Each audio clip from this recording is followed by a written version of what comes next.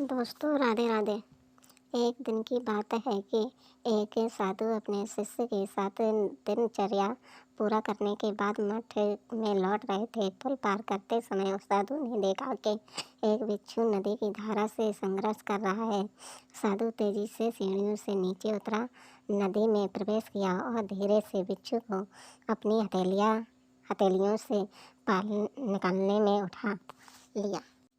साधु का चेहरा मनमोहक दिखाई दिया, जिसमें एक कोमल मुस्कान और शांत भाव बना रहा। साधु के लिए एक हर जीवन अनमोल था। वह प्राणियों में अंतर नहीं करता था।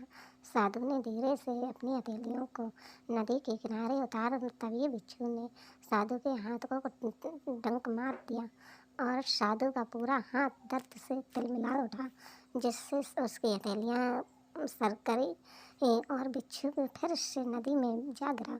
कोई अन्य व्यक्ति होता तो उसे वहीं छोड़ देता। वो यहाँ तक कह देता कि कैसा प्राणी है जो मुझे अपनी जान बचाने के बदले में डंक मारता है। इस पूरे प्रकरण को युवा शिष्य बड़ी अचरजता से देख रहा था। इस बार साधु ने बिना किसी संकोच से बिच्छू को उठाते उस समय बहुत सावधानी बरतना चाहा था, लेकिन बिच्छू ने साधु को फिर से डंक मार दिया। इस पूरे प्रकरण को कई बार दोहराया गया।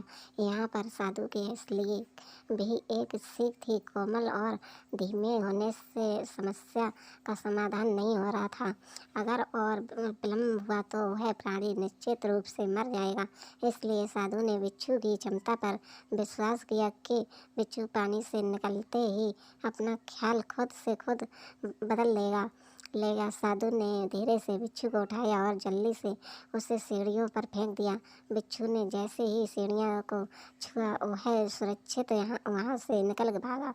साधु को पानी से बाहर निकलने में मदद करने के लिए युवा शिष्य तेजी से सीढ़ियों से नीचे उतरा। साधु कहाँ हाथ पकड़ते वह लड़के ने कई डंक के निशान देखे और उसमें एक कंपन सा हुआ। शिष्य ने साधु से पूछा, एक बिच्छू को बचाने में ऐसा क्या था जो आपने उसके इतने डंक बार सहे? साधु के नदी के किनारे बैठ गया और लड़के को भी बैठने के इशारा दिया। दोनों नदी में लड़के को बैठने का इशारा किया। दोनों नदी के प्रवाह की मधुर धुन में नहाए और पूरा माहौल जैसा थम सा रहा था, जैसा पूरे ब्रह्मांड का आनंद यहाँ इस क्षण पर मौजूद था। यदि मैं इस जल में प्रवेश करूँगा तो भीगना स्वाभाविक है, क्योंकि पानी की प्रकृति ही ऐसी है। वहाँ इस पेड़ को देख रहे हो, कोई भी उसकी छाया में बैठ सकता है। पेड़ कभी नहीं पूछेगा कि तुम जवान हो या बूढ़े, अच्छे हो या बुरे, इंसान हो या जानवर। यह सभी को और सबको अपनी छाया प्रदान करेगा, क्योंकि यह इसकी प्रकृति। बिच्छू के लिए भी यही बात थी। उसका स्वभाव डंक मारने वाला था, इसलिए वह डंक मार गया। इसमें नाराज होने की कोई बात नहीं है। मनुष्य का स्वभाव हर प्राणी के प्रति दयालु होना चाहिए। जब पानी, पेड़ और बिच्छू अपने स्वभाव से नहीं हटे तो क्या मैं एक साधारण इंसान अपने दयालु स्वभाव के खिलाफ जा सकता हूँ? इस ज्ञान के साथ लड़का धीरे से मुस्कुराया। युवा शिष्य ने उस साधु को खड़े होने में मदद की और दोनों एक कोमल मुस्कान बनाए हुए मठ में लौट आए। जीवन सुंदर है जब हम हमेशा अपने स्वभाव के साथ तालमेल बिठाते हैं।